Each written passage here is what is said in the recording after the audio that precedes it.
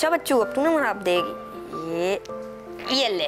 वाह भाई वाह, मैं कब से वहाँ बैठे अपना मोबाइल ढूंढ रही हूँ और तुम यहाँ बैठे मजे से गेम खेल रहे हो।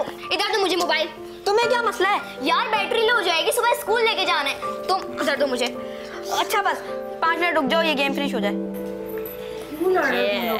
वो पता ही रात के 10 बज गए, तुमने भी खाना भी नहीं खाया। चलो उठो, शाबाश, चलो उठो जल्दी से खाना खाओ। आओ। आपा दादा जान और अब्बू आते ही होंगे, फिर सब साथ ही खाएंगे।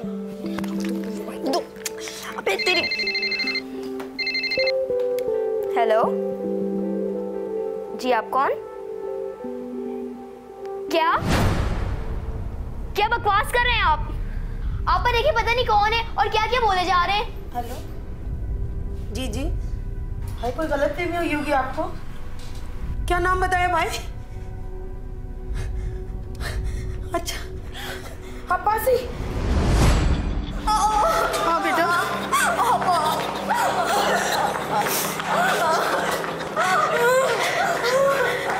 डॉक्टर साहब, मुबशिर साहब, वो तो ठीक है ना?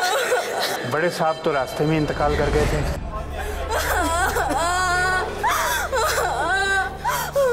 अलबत्ता जख्मी को हमने वेंटिलेटर पर रखा हुआ है। वेंटिलेटर पर? क्या हुआ है अब्बू को?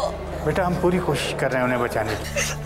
आतिफ, अपने चचा को इत्तला कर दो बेटा। चचा को क्या जरूरत है? उनसे हमारा क्या ताल्लुक? नहीं बेटा, बुरी बात इस तरह नहीं बोलते, उनको बताना जरूरी है बेटा। और वैसे भी किसी खानदान के बड़े का होना यह जरूरी है। मैं मुदस्सिर साहब को फोन करती हूँ।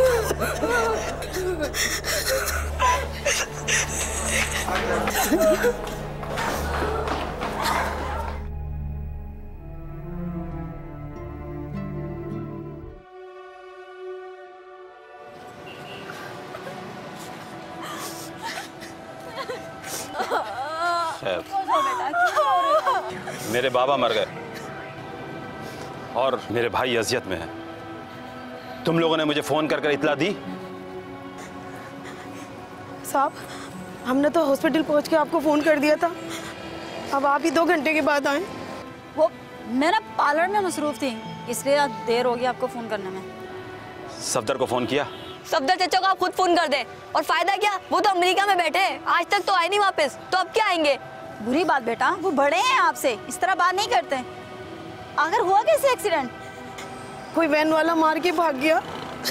तो पुलिस ने पकड़ा नहीं उसे? पुलिस आई थी, अपनी खाना पूरी करके वापस चली गई। डॉक्टर कहें, मैं उससे मिलना चाहता हूँ।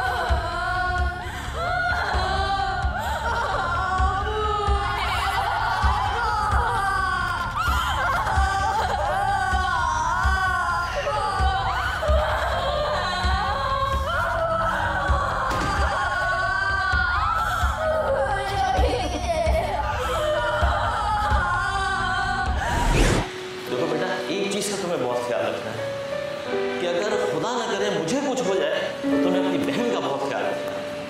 बुआ वैसी बातें ना किया करें प्लीज। बेटा ये सब जिंदगी की हकीकत है, समझो इन सब चीजों को।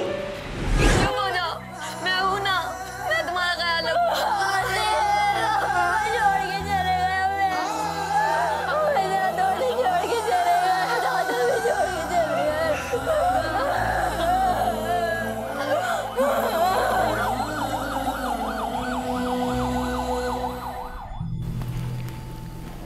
नूरी,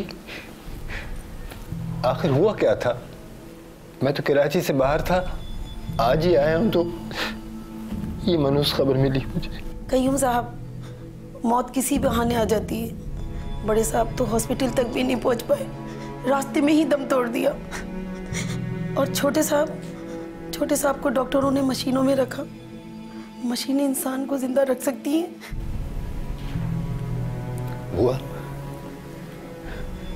जब मेरी बेटी रजिया मरी थी ना, तो मैं सोचता था इन बच्चों का क्या होगा, मगर सलाम है मुबश्शिर और सलीम भाई पर, कभी उन्होंने मेरे बच्चों को माँ की कमी महसूस होने नहीं दी थी। हाँ सफदर, बाबा भी नहीं रहे और मुबश्शिर भाई भी। बहुत ही खौफनाक एक्सीडेंट था। हाँ स्वयं चल रहा है। अब मेरे नवासा नवासी यतीम हो गए, आखिर इनका क्या होगा? मुझे पता है कि अमेरिका से आना इतना आसान काम नहीं होता है। जाहिर है जो कुछ भी होगा हम दोनों भाइयों में आधा आधा तकसीम होगा। हाँ, अरे पोता और पोती का कोई हिस्सा नहीं होता। वैसे मैं वकील से पूछ लूंगा। कौन सा सर्टिफिकेट? अच्छा, वरासत का सर्टिफिकेट। हाँ, तुम लेटर भेज देना, मैं वकील से बात करके तुम्हें बताऊंगा। साहब, जो मुझसे हो सका मैं इनका ख्याल करूंगी, खिदमत करूंगी इनकी। अच्छा, वो मेहमान बहुत आए हुए, मैं जरा उन्हें देख लूं। सन 2013 में कराची में होने वाले ट्रैफिक हादसात में 644 अफराद हलाक और 7,641 जख्मी हुए। ट्रैफिक हादसात में हलाक होने वालों की तादाद दहशतगर्दी के वाक़यात में होने वाली हलाकतों से ज़्यादा रही।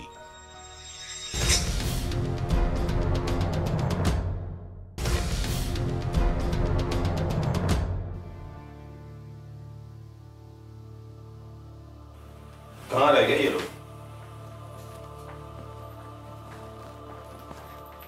जी चची।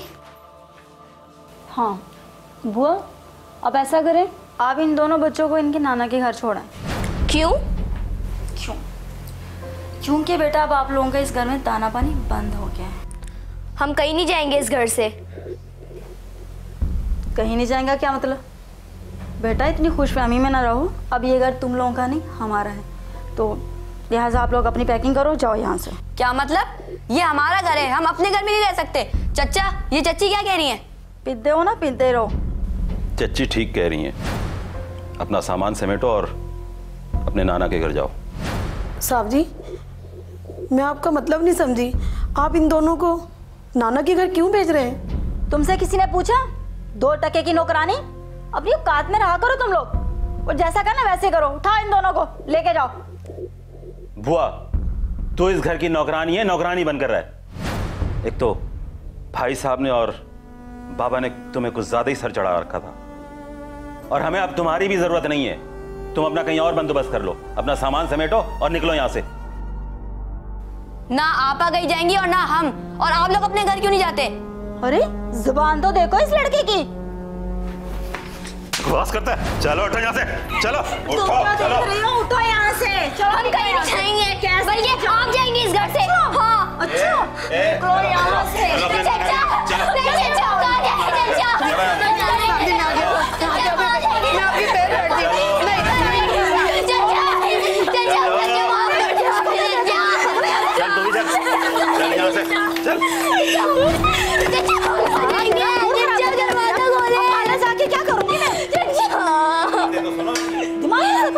कर दिया।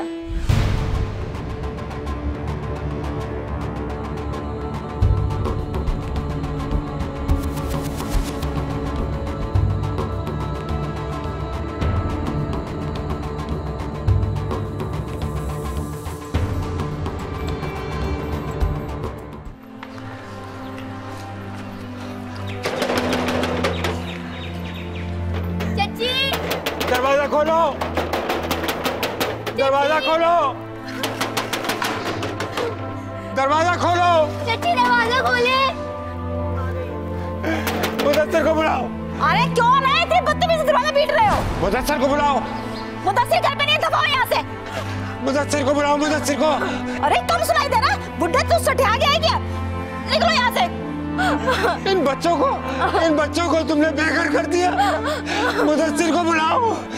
तौबा तौबा तौबा। देखो मेरी बात सुनो, मेरे घर के आगे तमाशा नहीं लगाओ, समझ में आई बात? लेके निकलो एक और यहाँ से। तुम्हें शर्म नहीं आई? इन बच्चों को, इन यतीम बच्चों को तुमने बेघर किया। अरे ये तुम्हारे बच्चे नहीं, अजाब है अजाब। जिंदगी अजाब करनी जितने दिन रहेंगे यहाँ पे। इन बच्चों को घर से बाहर निकाल दिया तुमने इनके घर से। शर्म करो तुम। शर्म तो बुढ़ा तुझे आने चाहिए, जो खिलाने की बजाय हमारे घर पे लेकर आ गया इनको। दफा हो यहाँ से, मुझे तो तुम्हारे मुंह ही नहीं लगना। मैं तुम्हारे मुंह नहीं लग रहा हूँ। मुदस्सिर को बुलाओ। तुम ऐसे जाओगे तुम लोग। रुको रुको, ऐसे जाओगे तुम लोग। मेरे बच्चे को बेघर कर दिया तुमने। चाचा मेरे बच्चे को बेघर कर दिया तुमने। मुदस्सिर चाहिए ना? लो मुदस्सिर, ये लो मुदस्सिर, ये लो मुदस्सिर। भागो यहाँ से, शर्म करो। तुमसे यहाँ नहीं, अब अदालत में बात होगी। अबे अदालत में जाके बोला, निकल यहाँ से। पाकिस्तान में जायदाद की खरीदो फरोख्त से मुताल्लिक उमूर इंतकाल जायदाद act 1882, land revenue act 1967, stamp act 1899 और रजिस्ट्रेशन एक्ट 1908 के तहत अंजाम पाते हैं।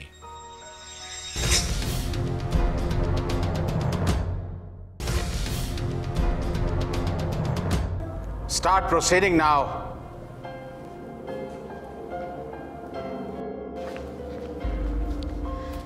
योर ऑनर, 1 महीना पहले 70 साल सलीम अहमद साहब और उनका बड़ा बेटा मुबश्शिर साहब एक खतरनाक हादसे का शिकार हो गए।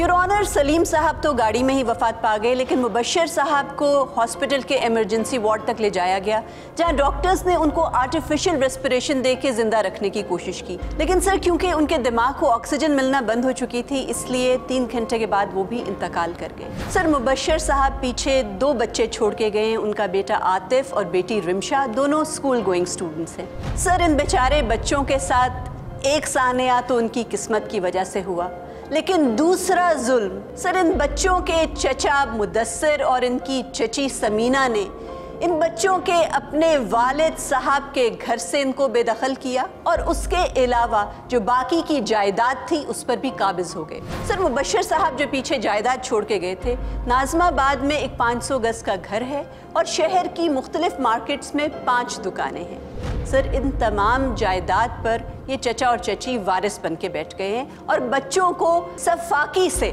उनके अपने घर से निकाल दिया, उनको बेआसरा कर दिया। ये यतीम बच्चे बेचारे इस वक्त अपने नाना के घर अब्दुल कयूम साहब के पास ठहरे हुए हैं। सर, अब्दुल कयूम साहब खुद एक रिटायर्ड ऑफिसर हैं और बहुत मामूली पेंशन पर अपना गुजर बसर करते हैं। सर, वो इन बच्चों को कैसे पालेंगे? सर, मेरी अदालत से दरख्वास्त है कि इन मजलूम बच्चों के साथ इंसाफ किया जाए और सर, इनके वालिद साहब की छोड़ी हुई जायदाद इनको वापस दिलवाई जाए। Thank you sir.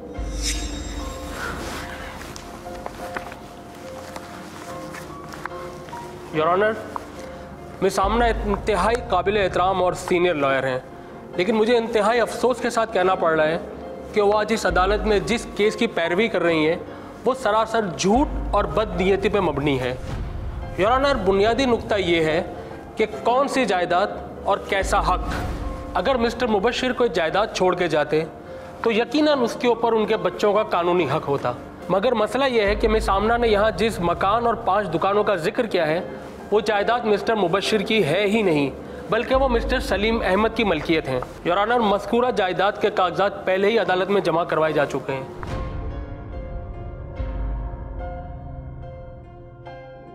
जिससे साफ जाहिर होता है कि जायदाद के मालिक मिस्टर सलीम थे, ना कि मिस्टर मुबश्शिर। योर ऑनर, अब कानूनी और शरई नुक्ते के मुताबिक जायदाद के वारिस उनकी औलाद हो सकती है, लेकिन उनके पोते या पोती नहीं।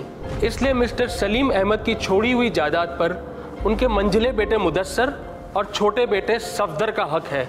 योर ऑनर, मिस्टर सफदर जो कि अमेरिका में मुकीम है, उन्होंने वहाँ से एक मुख्तारनामा भेजा है जिससे साफ जाहिर होता है कि उन्होंने अपने बड़े भाई को ये कानूनी हक दिया है कि वो यहाँ पर मिलने वाली जायदाद के लिए कानूनी कार्रवाई कर सकते हैं। योर ऑनर, ये मुख्तारनामा अमेरिका में मौजूद पाकिस्तानी कॉन्सुलेट से तस्दीक शुदा है। योर ऑनर, ये बात तो दुरुस्त है कि दादा की जायदाद पे पोते का हक उसी वक्त बनता है अगर मरहूम दादा का कोई भी बेटा या बेटी जिंदा ना हो। लेकिन सर, इस केस में सिचुएशन डिफरेंट है। वकील साहब जिस तरह ये मुख्तारनामा दिखा रहे हैं वो तो ये प्रूफ करने की कोशिश कर रहे हैं कि तमाम जायदाद सलीम अहमद साहब की मिल्कियत थी। लेकिन सर, असल हकीकत तो ये है कि ये तमाम तर जायदाद इन मासूम बच्चों के वालिद मुबश्शिर साहब ने बनवाई थी। लेकिन सर, इस प्रॉपर्टी की मिल्कियत उन्होंने अपने वालिद साहब के नाम ट्रांसफर कर दी थी। आमना साहिबा, ये क्या मंतक है और आपके पास इस बात का क्या सबूत है कि ये तमाम जायदाद मुबश्शिर साहब मरहूम के पैसों से बनाई गई है? इसलिए जायदाद के कानूनी मालिक तो सलीम साहब हुए ना। योर ऑनर, मैं अपना दावा साबित करने के लिए सलीम साहब के घर की मुलाजमा रजिया को कचहरी में पेश करने की इजाजत चाहती हूँ। इजाजत है। रजिया खातून हाजिर हो।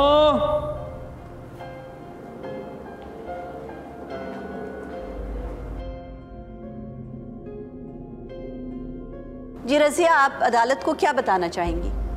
जी जज साहब, मैं कसम खा की गवाही देती हूँ जज साहब कि सलीम साहब की सिर्फ एक ही दुकान थी और बीवी के मरने के बाद में मुबश्शिर साहब ने सारा कारोबार संभाल लिया। छोटे साहब ही सारा कारोबार करते थे और जज साहब बड़े साहब तो घर में रहते थे, बच्चों की देखभाल करते थे। एक टूटा फूटा घर था, वो छोटे साहब ने अपनी मेहनत से, अपनी कमाई से उसको एक बड़ा सा घर बंगला सा बना दिया और अपनी कमाई से वो एक दुकान से जज साहब उन्होंने 5 दुकानें बनाई। और ये जितनी भी जायदाद है, ये जितना भी घर है, जो भी ये सब छोटे साहब का था। छोटे साहब जब भी कोई जायदाद खरीदते थे तो वो अपने वालिद साहब के नाम पे खरीदते थे। वो अपने बाप से बहुत मोहब्बत करते थे, बहुत मोहब्बत करते थे।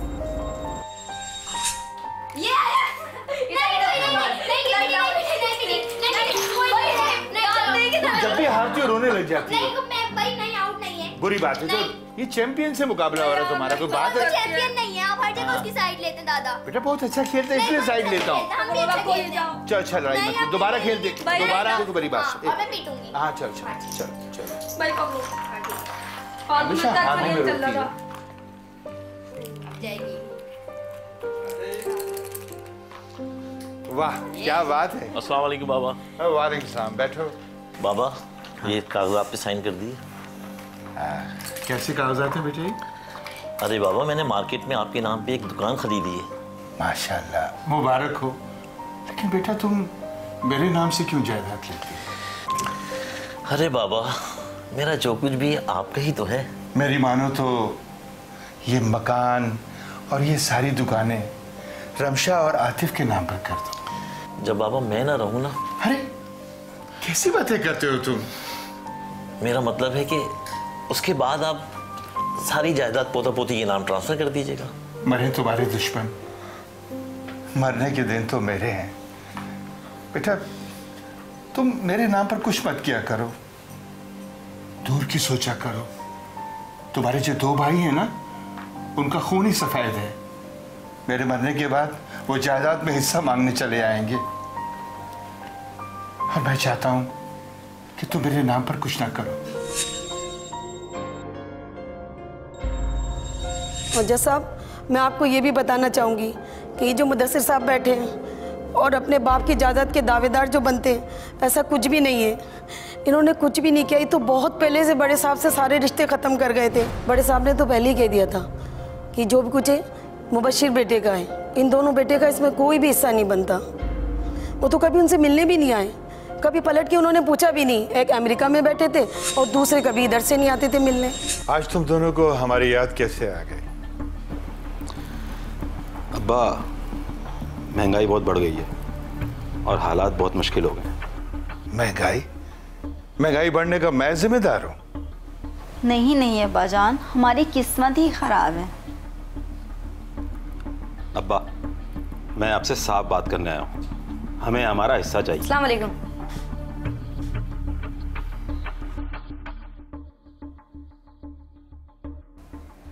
हिस्सा? कैसा हिस्सा? जो कुछ भी बनाया है मुबश्शिर ने बनाया है, मेरा तो उसमें कुछ भी नहीं है।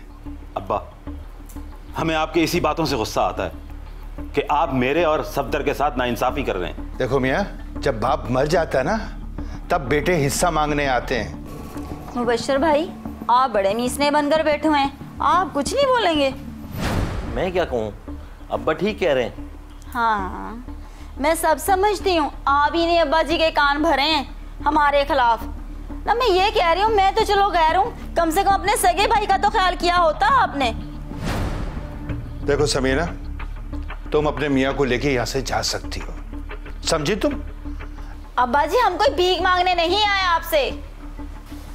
चलो समीना, हम इन लोगों से बाद में बात करेंगे। हमने तो आपसे पहले ही कहा था, कुछ नहीं मिलने वाला इन लोगों से। वो चाय तो पीते जाए। पी ली चाय, पिला दी आपने। चलो। चलें।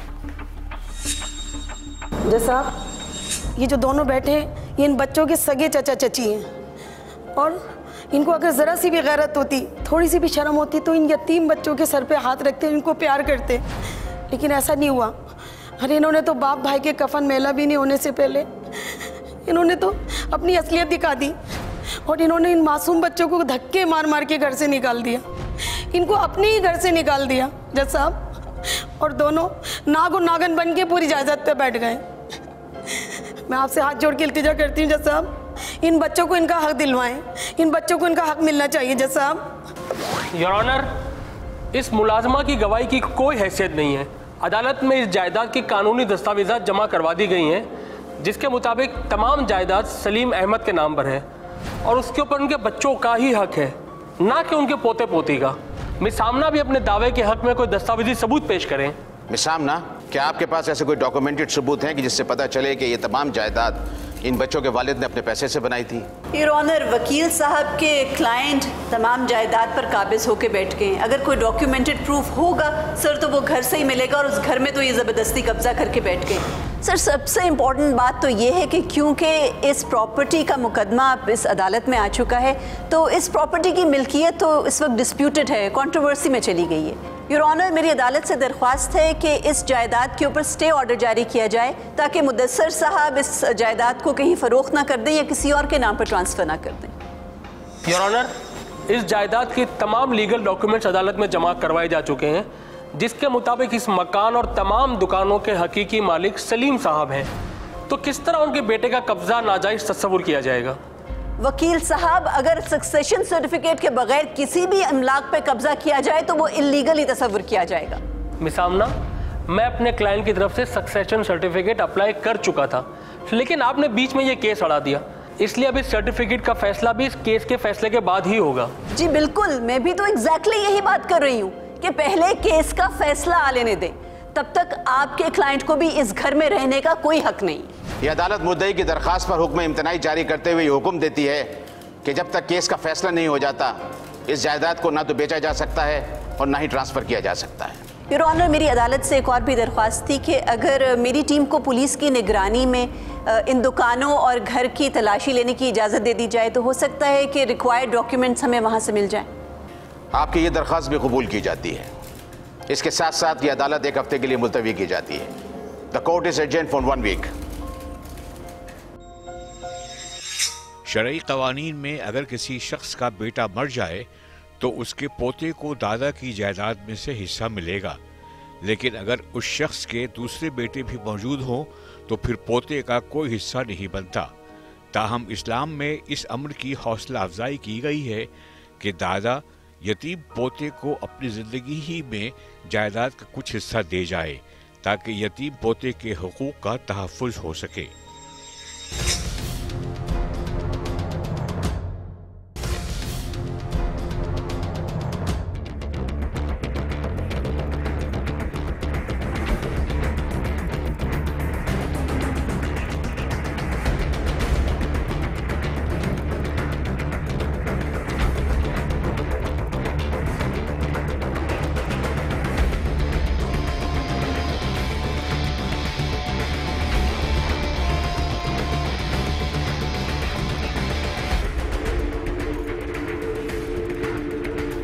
लगता है सारे सबूत मिटा दिए। हाँ, मुझे भी कुछ ऐसे लगता है। चले और देखते हैं। ठीक।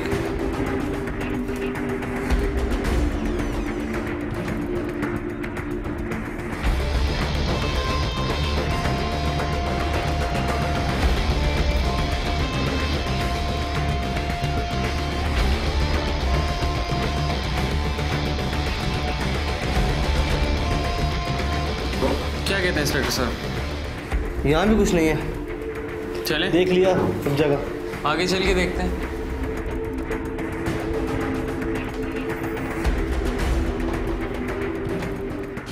अच्छा खासा सब कुछ हाथ से निकल गया।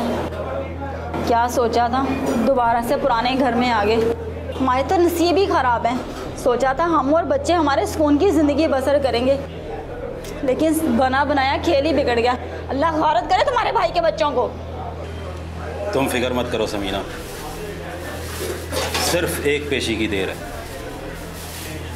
और वैसे भी हमने तमाम कागजात और पर्चियां ज़ाया कर दी।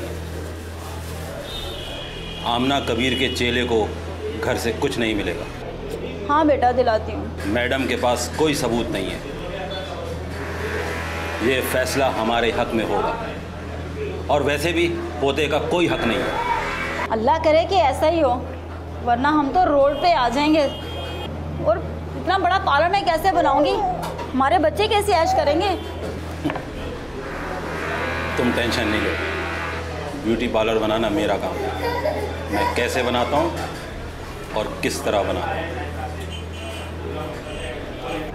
हाँ बेटा, दिला रही हूँ, दिला रही हूँ, दिला रही हूँ। Start proceeding now.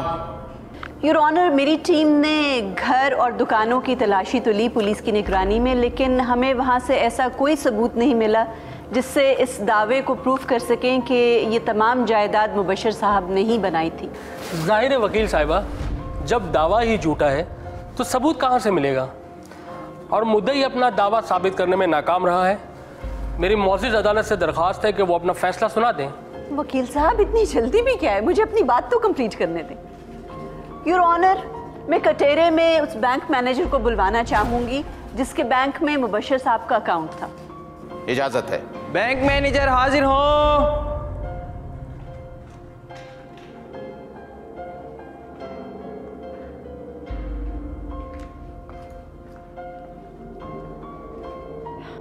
जी, आप अदालत को क्या बताना चाहेंगे? सर, मेरा नाम सिराजुल हसन सिद्दीकी, बैंक मैनेजर। मुबशर साहब हमारे बैंक के पुराने क्लाइंट थे। जज साहब को वो फाइल दीजिएगा प्लीज। सर, इस फाइल में कंप्लीट डिटेल है।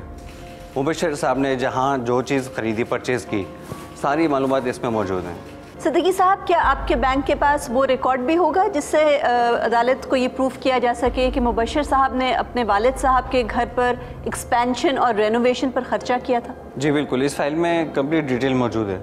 सिद्दीकी साहब, आपको अदालत में बुलाने का ये मकसद था कि 15-20 साल से आपके बैंक में मुबशर साहब का अकाउंट है जी। और इतने अरसे में तो क्लाइंट्स के साथ दोस्ती भी हो जाती है। जी बिल्कुल। आपका भी कुछ ऐसा ही ताल्लुक था? जी, दोस्ती थी। तो वो तो अपने घरेलू मामलात भी आपसे डिस्कस करते होंगे, पर्सनल प्रॉब्लम्स और फाइनेंशियल चीज़ें तो उनकी आपको बहुत अच्छी तरह से मालूम होंगी। जी बिल्कुल।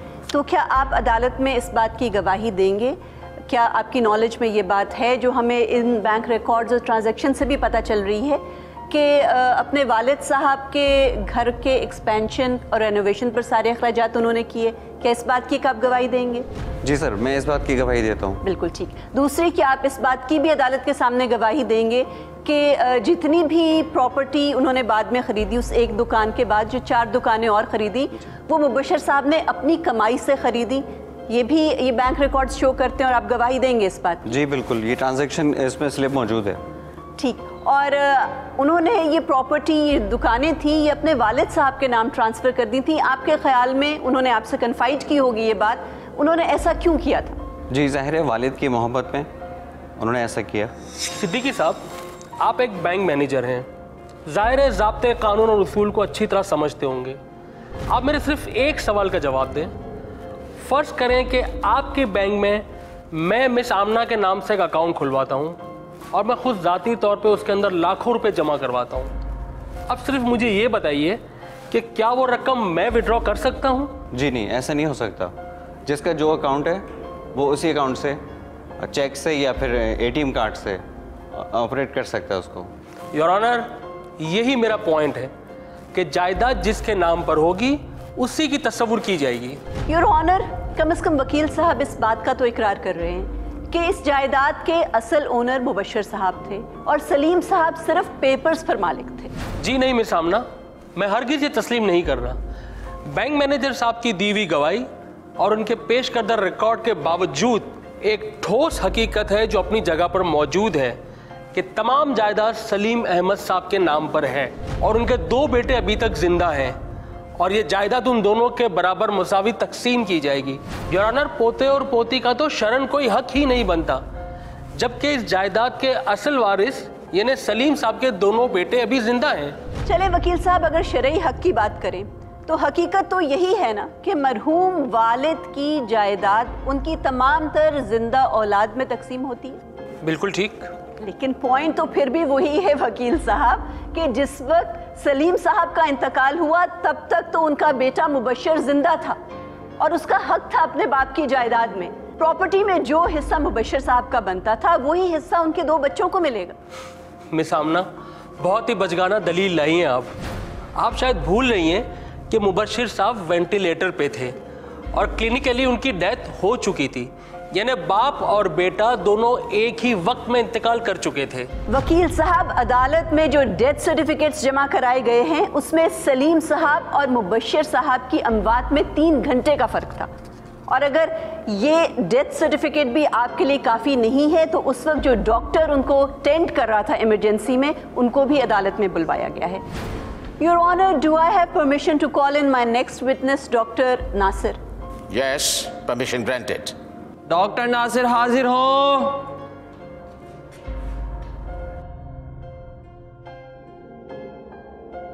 डॉक्टर नासिर, क्या आप बताएंगे कि एक्सीडेंट के बाद जब सलीम साहब को और मुबश्शिर साहब को हॉस्पिटल लाया गया तो उनकी क्या कंडीशन थी? सलीम साहब तो एम्बुलेंस में आते हुए रास्ते में ही दम तोड़ गए थे और मुबश्शिर साहब जो थे वो खासे उनकी हालत क्रिटिकल थी।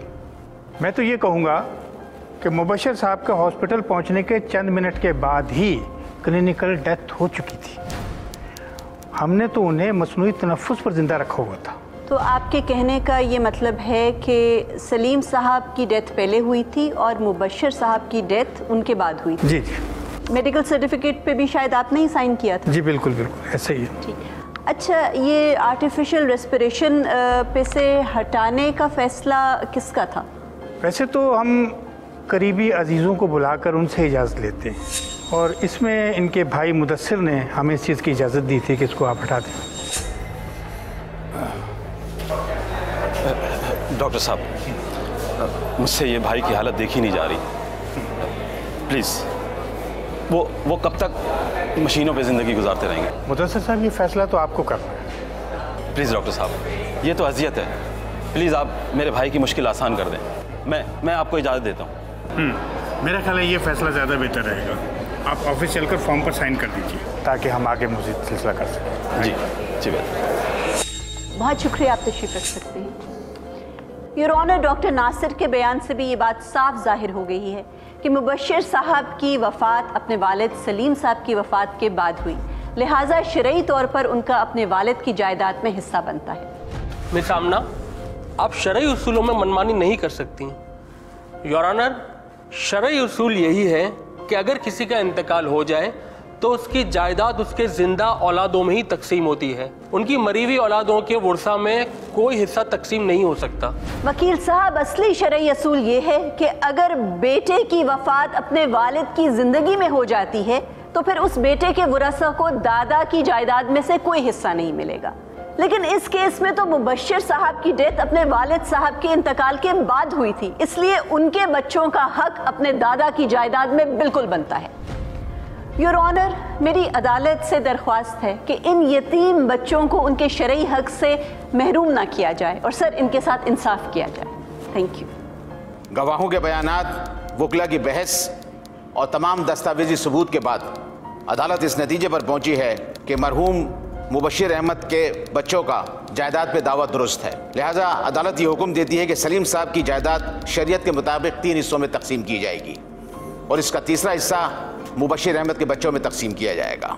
मजीद ये अदालत मुबशिर अहमद के बच्चों को अपने दादा के मकान में रहने की इजाज़त देती है तावक्त यह कि वो बालिग ना हो जाएं, और इस जायदाद से जो भी आमदनी होगी वो हर माह की 10 तारीख को नाजिर के पास जमा होगी और बच्चे जाके उसको ले सकते हैं। The case is disposed of. Court number 5 में अगर आप भी कोई केस पेश करना चाहते हैं तो हमें ईमेल करें court5@sama.tv।